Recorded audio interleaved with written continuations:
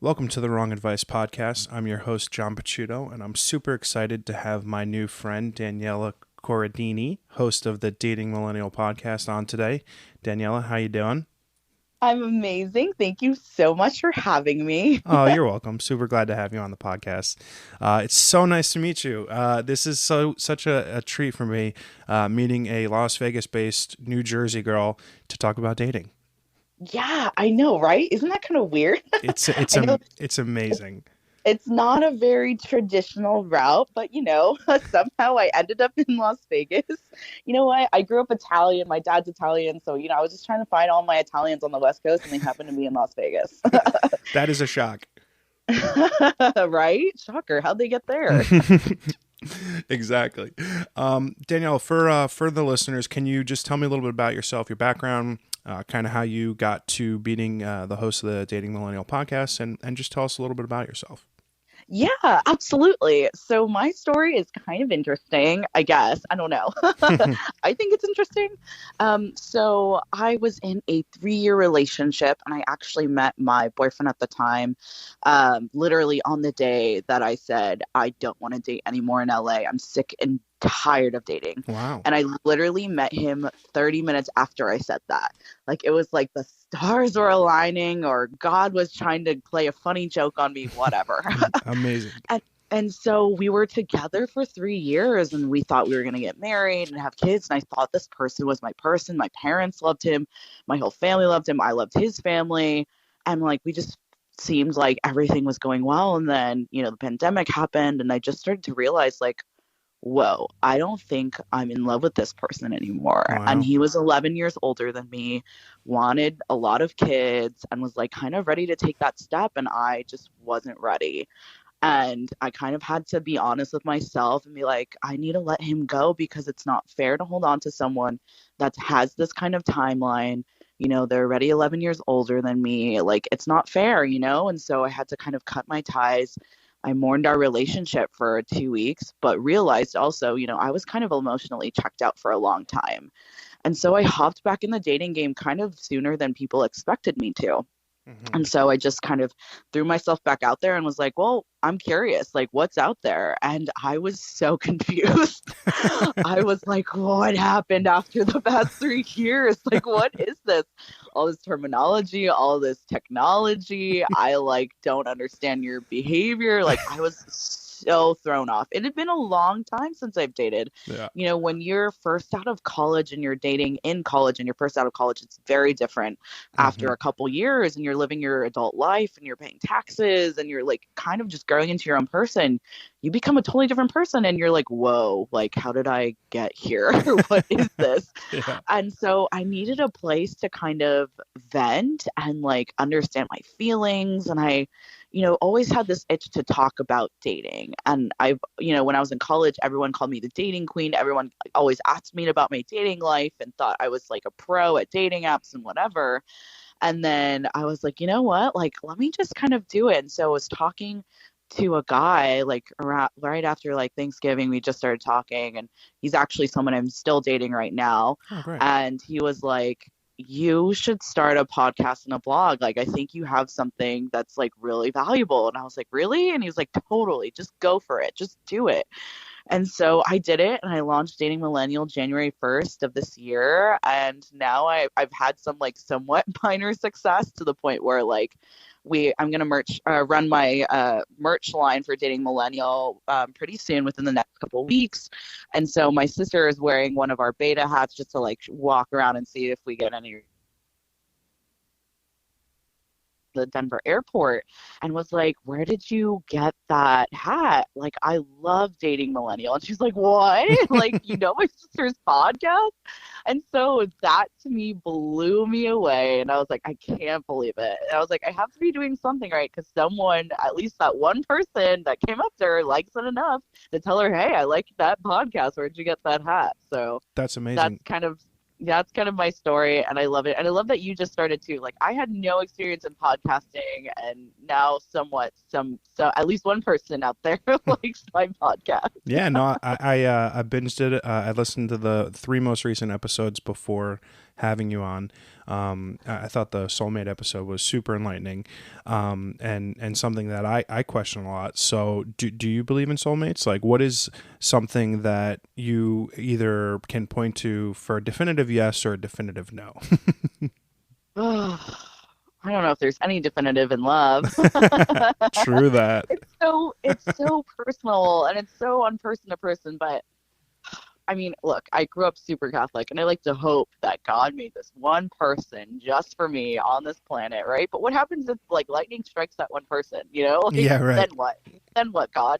Yeah. But I don't know. I think souls can connect on different levels. I think people can catch each other, catch their gazes across the room and be like, whoa, like this person's going to be important to me. Hmm. And I think you can have soul mates that aren't, I Romantic. feel like I have a soulmate that's like a girl, but we're not romantically involved. Like, Sure. I think souls are very different. So yes, I believe in soulmates, but I don't know if like I believe that there's only one person out there for the rest of your life, because like there's so many people on this planet that that could vibe with you on so many different levels, and they could just be your person for a short amount of time, like Hmm. while you're growing, or they could be your person forever, depending on like how much commitment that you want and how much that person is ready to commit to you. So I think it really depends. I would like to think that there's one person for everyone out there, but I don't know if there's just one person. I think there could be multiple. I, That's my theory. I think that's a great answer. I couldn't agree with you anymore. What kind of like inspired you to start your podcast? I mean, obviously your boyfriend thought it'd be a great idea, but like what kind of Yeah. gave you the inspiration besides him, and then like the confidence that you have in yourself to start it? It's something that I've questioned about myself, and I think it would be really interesting to kind of hear what your take is as kind of what got you going in that direction. Yeah, I totally just kind of, like I said, I was coming from a place of hurt and I needed some healing. So I was kind of really in the beginning doing it for myself. And so then I kind of remembered, when I was younger and going through college, I was like, man, like, I wish I had resources and I wish I had people to talk to about dating when I was younger. Yes, I had my girlfriends, but like, there's only so much you can tell your friends, right? They're going to keep hearing the same things over and over and over again. And you're like, "Ugh, okay, like move on. Like, I don't want to hear this anymore." And so I was like, I wish I had like a third party, or I just had someone to kind of talk to. And, my parents are, being Catholic, were not really open to talking about relationships or talking about sex with me or talking about, my dating life. And so I thought, look, like if I can help someone and be that third party or enlighten someone on what's going on in the dating world, or kind of just be that friend that like has no stake in your life and is like, hey, like you shouldn't do that, like why not? And so I really just kind of did this for my younger self and wish I had, just tried to be the person that I wish I had when I was younger. And so that really inspired me. And, obviously with the support of my boyfriend, who was just like, go for it, do it. Like, so thankful for him, because I would not be where I am without him. He pushes me a lot to kind of continue to do Dating Millennial, although it's kind of messed with our relationship somewhat. But, like, I really want to help people at the end of the day. And I think this comes from any perspective, whether you're in sales or marketing or you work for a company. Like, I think like you can do so much and you will be so successful in your job if you come from a place of helping. And I was in sales the past year prior to the pandemic, and the only way that I was able to get like and be one of the top salespeople outside of our main territory in LA was like I just came from a place of help. I was like, look, like I resonate with your pain points. Like I understand that. Like let me help you get past those. And so that's what I want to do with relationships and dating, and normalize this, talking about dating, and try to get this weird stigma around dating, because people don't see dating and what their love life and their relationships equal to their jobs, which is so wild to me. Yeah. So Completely. crazy. Yeah.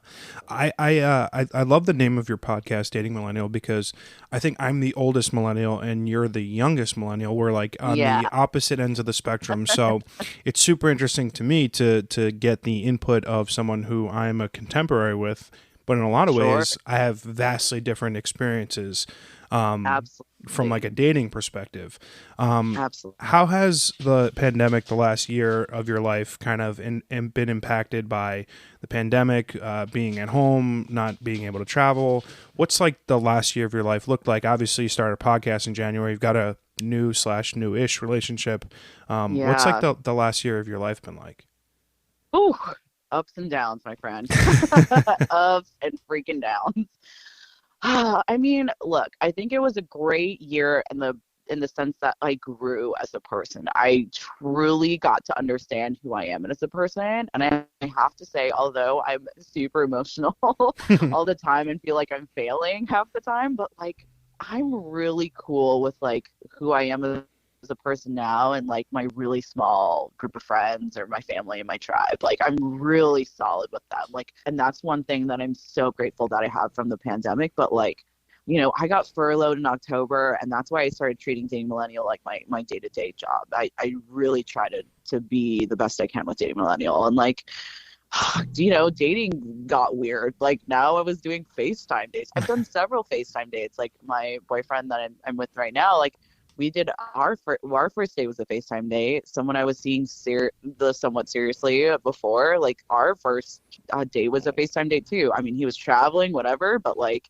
I that was the only way for us to connect. And so dating has changed so much. The apps have just absolutely blown up, and now you have all these weird fake accounts and you hear about people getting scammed and everything. Like, like the pandemic has done so many weird things to me in my life and obviously to dating and relationships. But I think the best come out that the best takeaway that I've had is like I'm really okay with who I am right now. And I think I'm the most confident in who I am as a person, and I'm the most okay with like I can go to bed at night and know like I'm still a good person, and that's okay. Like I did my best today, and Wow. like knowing that I have a really solid group of friends around me, and have the support of my family, like that's everything.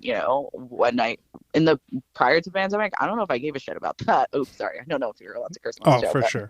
Curse away. okay, cool. I didn't know if I gave a shit about like my tribe. Like I gave a shit about making money and like being successful and like my relationship was on the side, and maybe that's why it kind of crumbled during the pandemic because I was like, whoa, like I'm not making money. I'm not focused on my career. What now?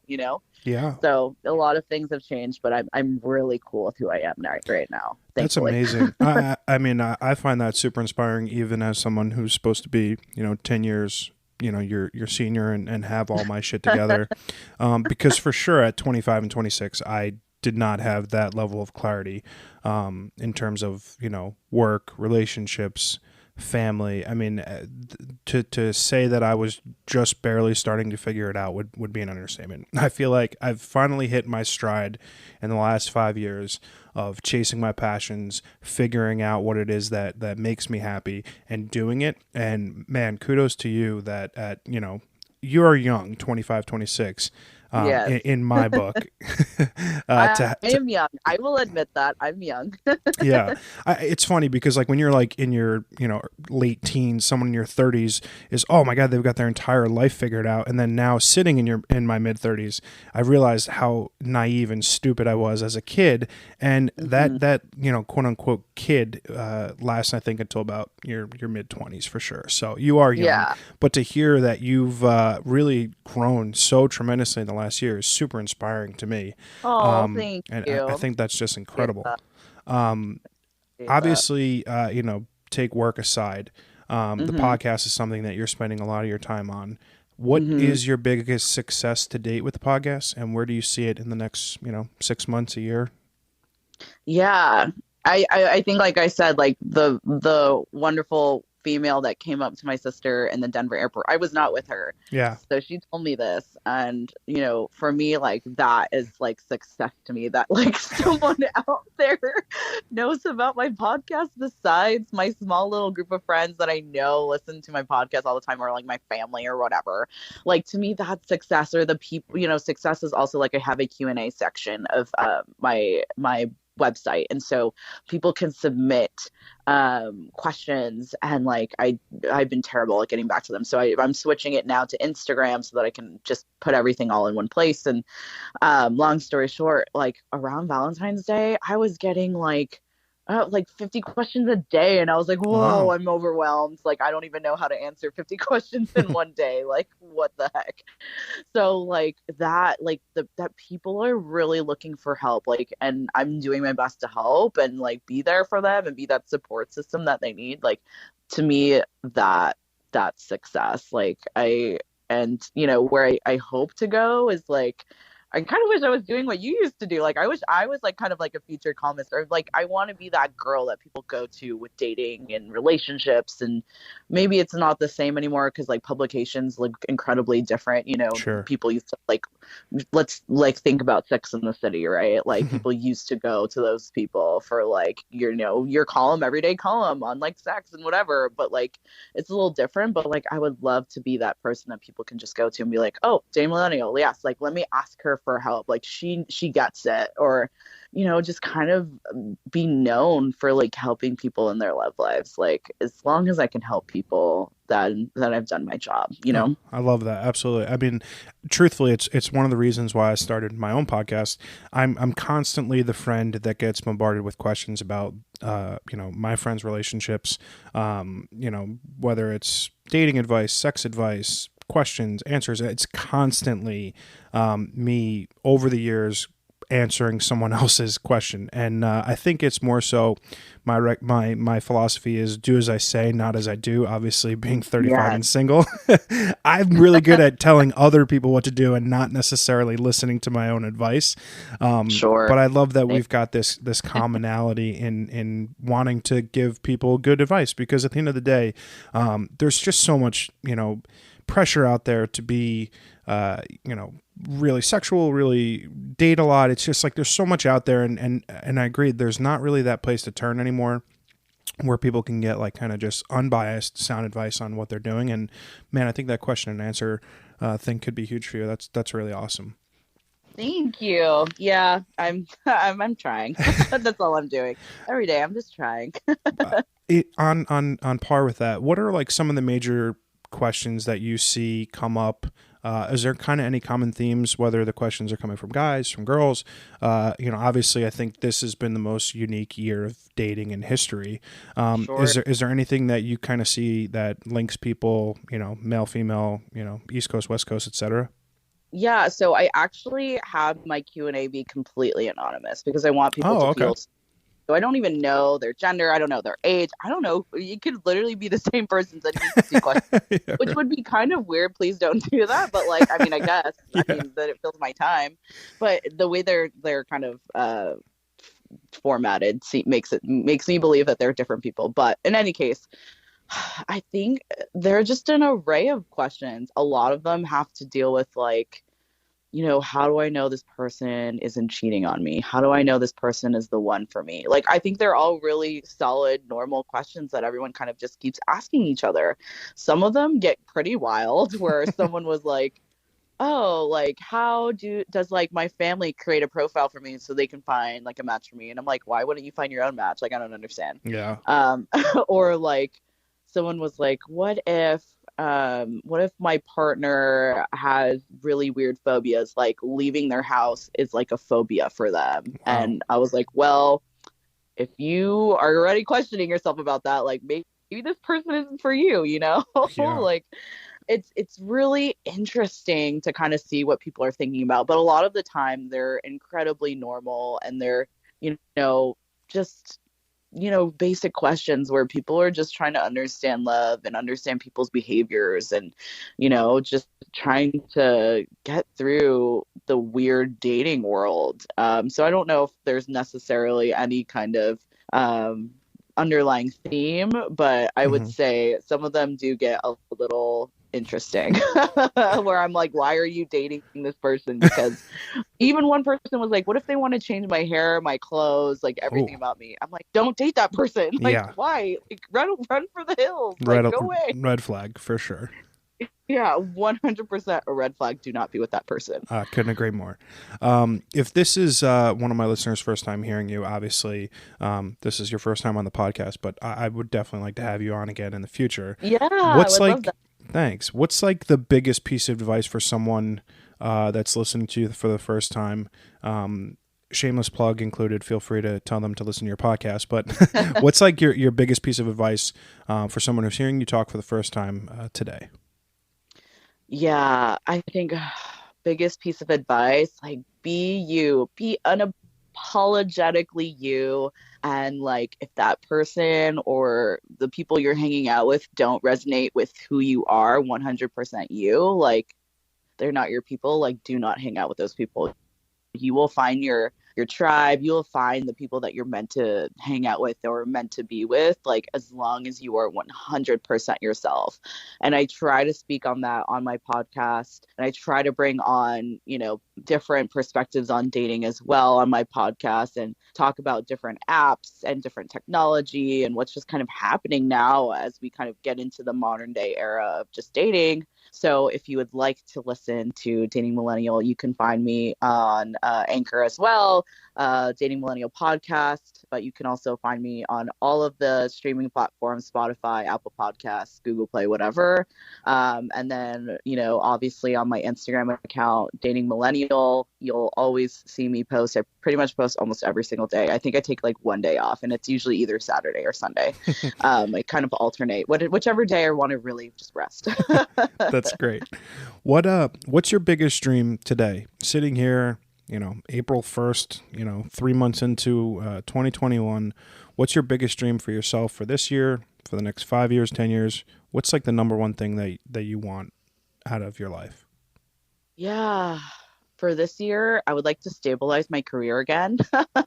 Not that I don't love Dating Millennial, because I do. I love it so much, but like I am ready to get back and like work as like a normal business person. Yeah. Like that would be my number one thing for this year. My hope and dream is to either, this is lame, but even just like work in an office, like I miss it. I know it's weird. I know it's weird to say, but like I miss human interaction. So, getting back to my career, because I'm really passionate about what I do, whether that's helping growing a business or whether that's working in hospitality or working in events. Like I love that. Mm-hmm. And then what was the second question?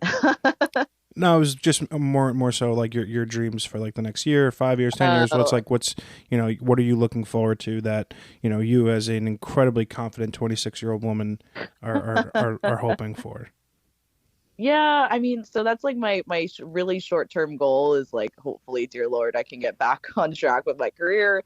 At least this year, 5 years, like I hope Dating Millennial is like off the charts, and like I'm still Yes. loving it, and I'm still in my super healthy relationship, whether we're engaged, we're married, whatever. And then like 10 years, like I want to be done working and have a family. Like I just want to be living my best life as a mom and like just enjoy my kids. Like I for a long time thought about giving up having children because I was dating older men and they were saying they didn't want kids. And it was something that I had to like kind of slap myself in the face and be like, why are you giving up something that you love so much? Like I raised two girls with my previous boss. Like she and her husband were just really busy. So I would chip in and was kind of like third parent. Like I went to like parent teacher conferences, picked up the kids. Like seriously, I was the third parent, and I loved watching those girls grow up, and I miss them terribly because we haven't been able to see each other because of the pandemic, and it's been really hard. But like one day I do want kids, and like if that's and that's another piece of advice: do not give up. Don't give up your morals and your values for someone else. And that goes with like if you want kids, like that's a deal breaker. Absolutely. Like if you want kids, keep that close to your heart, because you're going to regret it so much down the road if you decide to not have kids, and like at least as a female, like you have a biological timeline. Or I mean, look, my parents adopted, like my sister and I are adopted, so like there are other routes that you can take, but mm-hmm. There's nothing like having a beautiful child. And so for me, like I can't wait to have kids one day, maybe not anytime soon, but like one day when I get to hold a squishy little baby, like that's gonna be amazing. That's fantastic.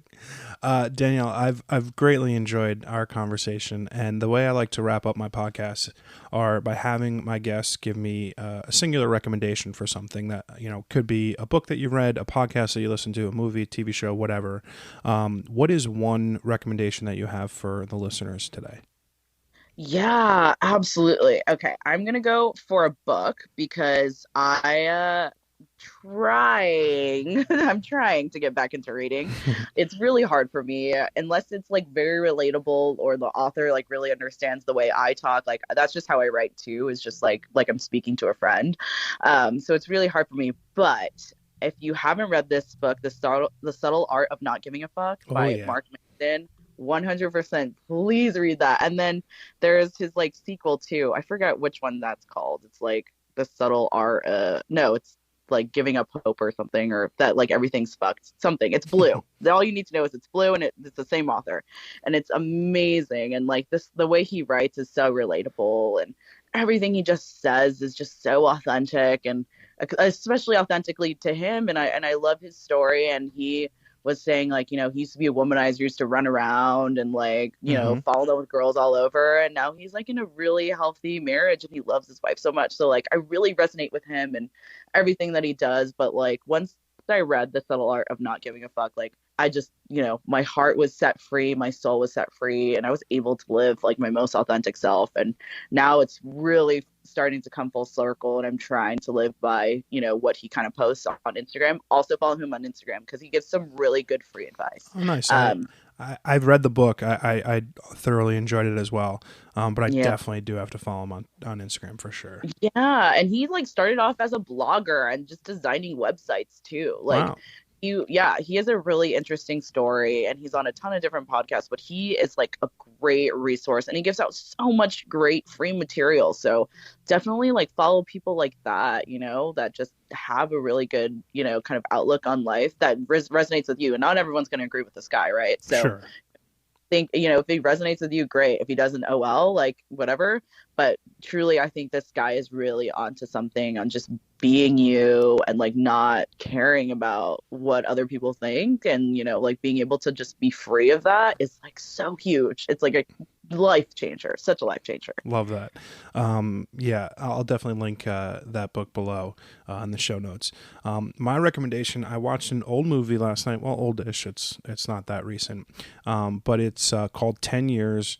I think it came out in like 2010, so 10, 11-year-old movie. But the cast is stacked. It's got Channing Tatum, Jenna Dewan, Chris Pratt, Oscar Isaac.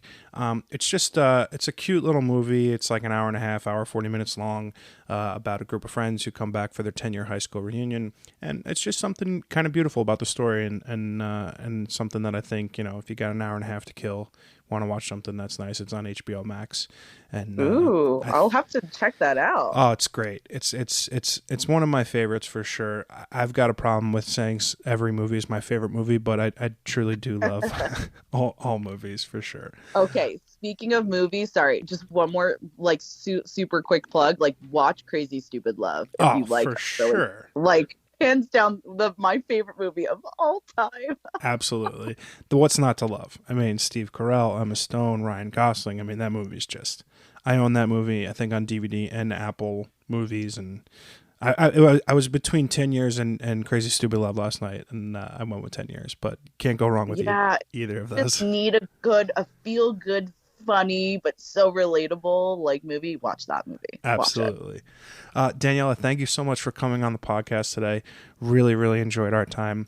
I'll link down below the link to your podcast, Dating Millennial, and the Instagram as well. Wish you the best of luck. Obviously, you're going to be super successful, and Oh, thank you. can't wait to do this again. Yeah, I wish you the best of luck. Keep podcasting. You're doing great, and people definitely need to hear what you have to say. So keep doing it. Oh, thank you so much.